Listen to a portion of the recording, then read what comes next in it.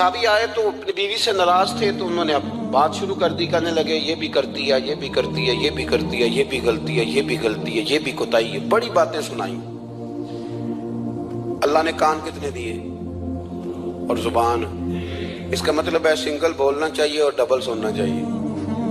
اب جتنا بولتے ہیں اس سے ڈبل سننے کا مزاج بنائیں، کیونکہ کان اللہ نے دو دی اور زبان سنگل بولنے اور ڈبل سنیں۔ حضور سنتے رہے، بلکہ حضرت ابو بردہ رضی اللہ تعالیٰ عنہ کہتے ہیں میرے محبوب نے نا تکیہ منگا لیا، ٹیک لگا لی۔ کئی لوگ کہتے ہیں نا جی ڈاکٹر نے میری بات تو پوری سنی کوئی نہیں، تو جب تک پوری سنی نہ جائے بعض بندوں کو تسلی نہیں ہوتی۔ پورا وقت دیا، وہ کہتے ہیں جتنا میرے اندر غبار تھا سارا میں نے نکالا اور میں نے ثابت کر دیا کہ میری بیوی میں یہ بھی کمزوری ہے، یہ بھی کمزوری ہے، یہ بھی کمزوری ہے۔ کہتے ہیں جب میں تھک گیا نا باتیں کر کر کے اور باتیں ختم ہو گئی تو حضور ہلکا سا مسکرائے، پھر پہلی نظر ہی لوٹ لے ماہی تیرے ہار شنگارا۔ کہتے ہیں حضور ہلکا سا مسکرائے زیر لب اور فرمانے لگے کہ تیری بات ختم ہو گئی ہے تو ایک میں بھی کر لوں۔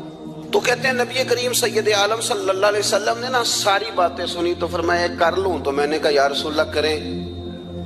تو نبی کریم صلی اللہ تعالیٰ علیہ وسلم فرمانے لگے صرف ایک بات کا جواب دے، صرف ایک، تیرے آگے ہیں یوں دبے لچے فصحا عرب کے بڑے بڑے، کوئی جانے منہ میں زبان نہیں بلکہ جسم میں جان نہیں۔ حضور فرمانے لگے یہ بتا کہ تیری بیوی میں ساریاں خامیاں ہی ہیں کہ کوئی خوبی بھی ہے؟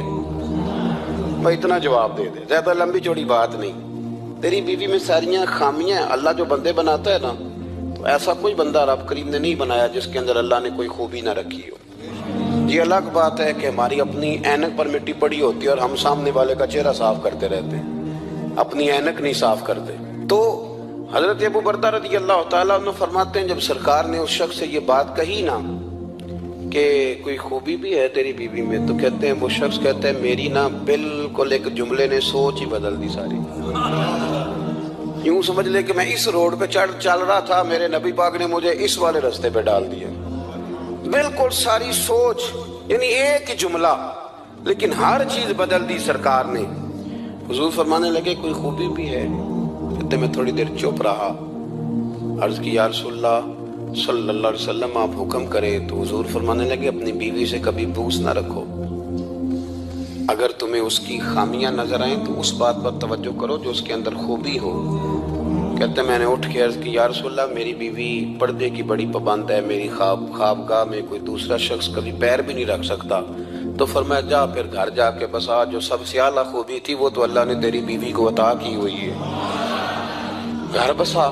تو ایک تو سرکار کی ظاہری جو اللہ نے آپ کو حسن و جمال دیا تھا وہ بے مثل تھا، گفتگو کا جو ڈھب اور سلیقہ دیا تھا وہ بے مثل اور بے مثال تھا، اور پھر جو حضور کی ادائیں تھی نا کان خلقہ القرآن۔